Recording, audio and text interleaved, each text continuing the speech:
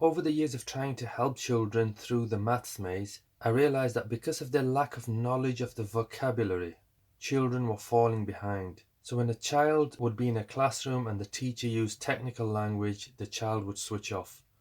Now that would mean that they would either sit silently or cause some form of disruption.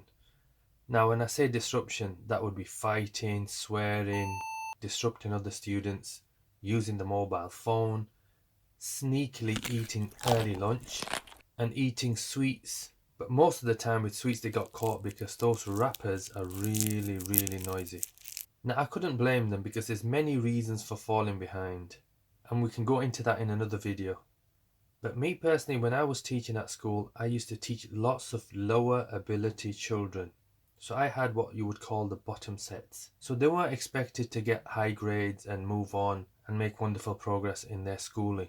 But in many of them, you saw that hope in their eyes. You saw that degree of determination. And when you see that in a child, you know with a little bit of guidance, with a little bit of input, they can do really well.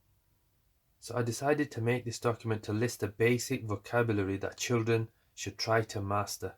Now once they've mastered this, they can actually try to get a good grade in their end of year exam. So when they're 16, they can sit their end of year exams, the GCSEs. So the old grade C was a pass, and the new numbering system, you need a grade 4 or 5. Now to a lot of people that might not seem a lot, but if you can get your C grade or its equivalent, a grade 4 or 5, what it does, it allows you to move on to the next stage. And a lot of these kids, it gave them a good opportunity to either go to college, to do A levels, or to do an apprenticeship. Because if you put on your CV that you've got a C grade or a grade 4 or 5 on your CV, when you're applying for a job, you'll get an interview. And then it's up to you to go make a good impression. Now that was my thinking, because the alternative for kids in the lower sets is to fall into either poverty because they can't find a job, or they get sucked into criminality. With this in mind, I produced this document, and I'm going to try my best to make a video for each maths fact that I think is important.